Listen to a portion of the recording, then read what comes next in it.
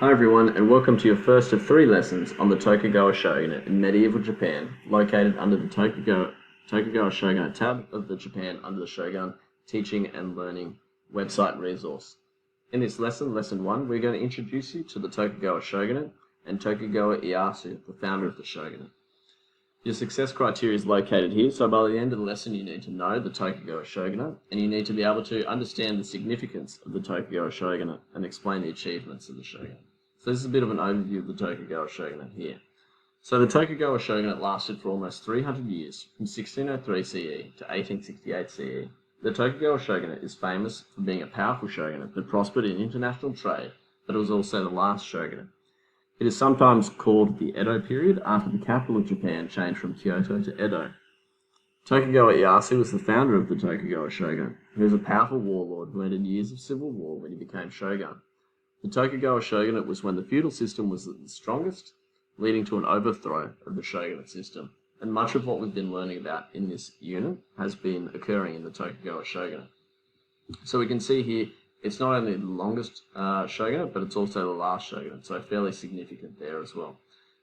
Your first task is to watch this video here. The two men discussed as shogun before Tokugawa Ieyasu are listed here as well for you. So that's the two guys they're talking about in this video. Really good video for going over the life and times of Tokugawa Ieyasu. So, after watching the video, we want you to list 5 achievements of the Tokugawa Shogunate. So you might want to write they were the last shogunate if you count that as an achievement. Tokugawa Ieyasu ended years of civil war. You can count that as an achievement as well.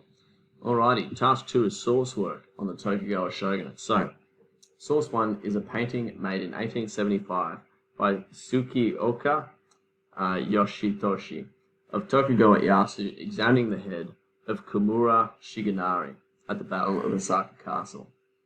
So number 1, is this a primary or secondary source? Who made the source? And what is happening in the source? For number 1, 2, 3. You can use the description there to help you as well. Number 4, how can you tell Kimura Shigenari must have been an enemy of Tokugawa Ieyasu? Well, his head's cut off there, so I think he may be an enemy. What is happening in the background of the men examining the head? Well, you can see the castle is on fire here and there's a battle taking place. And why do you think Tokugawa Ieyasu was shown Kimura Shigenari's head? So it was a way to prove that his opposing leader was dead. Source number 2 is photographs taken by Sasha Zemp in 2005 of the Ieyasu Parade. The Ieyasu Parade happens during May every year in Okazaki City, the birthplace of Tokugawa Ieyasu. The parade is to honor the battle of Sekigahara and Tokugawa Ieyasu. So why are these photos primary sources, even though they were taken after medieval Japan ended? Well, these are still primary sources because they happened in 2005 when Sasha Zemp was there taking photos of the parade. What is happening in the photographs? So these people are parading. They're also wearing historical costumes from their past as well as citizens of Okazaki City. Number 3, what groups of people from the Japanese feudal system are these people in the photos dressed as? Well, these guys here are definitely samurai. This guy here is dressed a little different and he's on horseback, so I think he may even be a daimyo. You can see his headpiece is also different to theirs as well. Why do you think people in Okazaki City, for number 4, hold this parade every year? They're obviously very proud of their history, and that links into number 5 as well. So how do you know the people of Okazaki know and respect their history? So they hold this parade every year to honour their history, so they must respect and know about it as well, and celebrating one of the most famous people to have come from their cities as well. Alrighty, your last task here is to use the online timeline creator to make a timeline of all the shoguns who ruled during the Tokugawa Shogunate. So you can do this by clicking on the link here, and I'll show you how to work the timeline.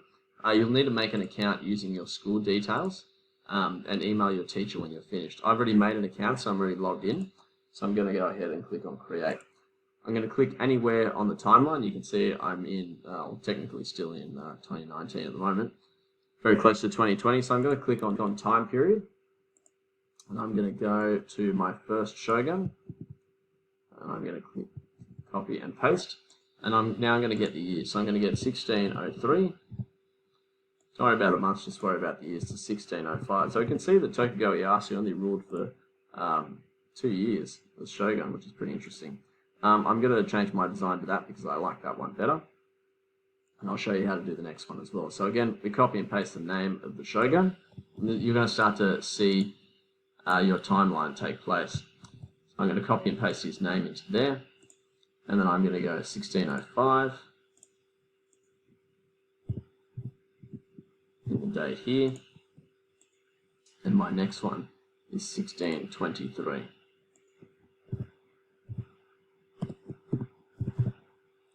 Alright, we can see that there, that's cool.